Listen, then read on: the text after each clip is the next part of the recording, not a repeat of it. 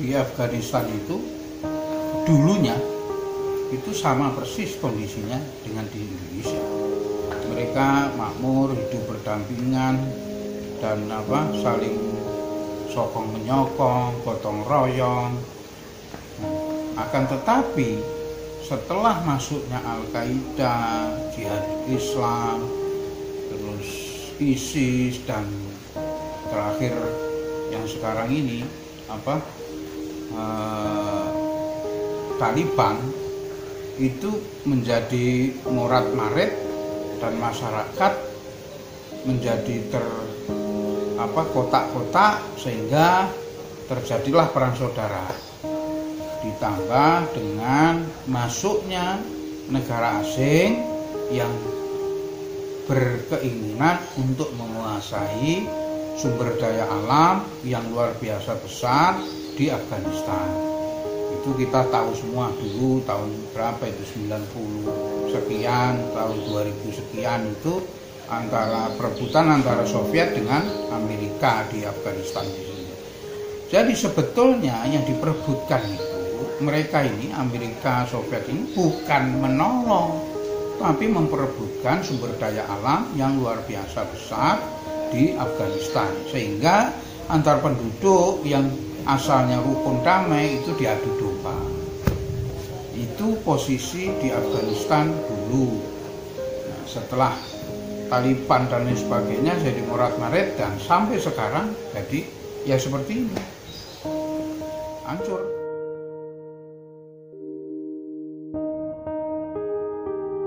Yang terjadi di Afghanistan bisa nggak terjadi di Indonesia saja? Bisa, dan sudah terjadi.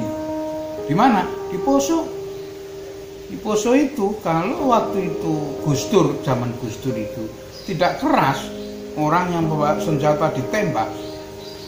Waktu itu kalau nggak salah Panglima Islamnya Ja'far Talib atau siapa, terus Panglima Laskar Nasraninya siapa gitu.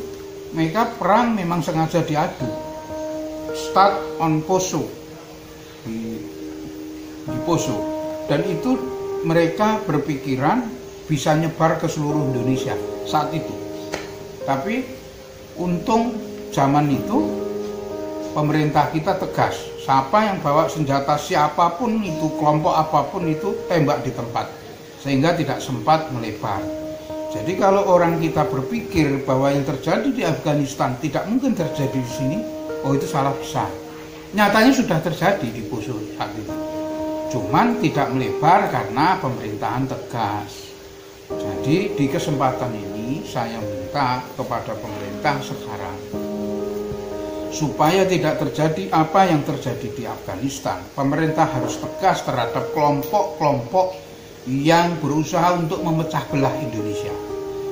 Sekali lagi saya katakan bahwa Indonesia ini jauh lebih makmur, lebih kaya dari negara manapun di dunia menurut saya. Karena Indonesia ini sepertiga daerahnya terletak di garis lingkar bumi, jadi poros bumi sepertiganya. Jadi ini negara-negara kaya raya. Afghanistan itu dari sisi kekayaannya nggak ada apa-apanya. Jadi kalau ditanya negara-negara asing, Afghanistan saat itu Amerika sama Soviet berebut pengaruh di situ dengan mengadu domba sesama rakyat. Indonesia mungkin nggak negara-negara itu? Oh, mungkin banget. Siapa ya negara luar itu, negara yang biasa ngadu domba itu? Ya, termasuk di Arab diadu domba oleh negara-negara Eropa, Amerika.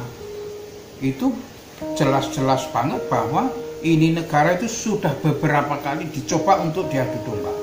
Tapi alhamdulillah Tuhan luar biasa sayang terhadap negara ini. Jadi saran saya kepada rakyat Indonesia, jangan sampai terpengaruh oleh hasutan, oleh hoax, oleh adu domba mereka. Mereka ini dengan segala cara mau merebut kekayaan alam Indonesia dengan cara mengadu domba seperti yang mereka lakukan di Afghanistan, di Irak, di Syria, di negara lain. Indonesia mungkin nggak terjadi seperti di Afghanistan, di Irak, Syria, mungkin banget. Dan nyatanya seperti saya katakan sudah terjadi. start on Poso saat itu. Tapi Allah sayang sama negara ini, pemerintahannya tegas.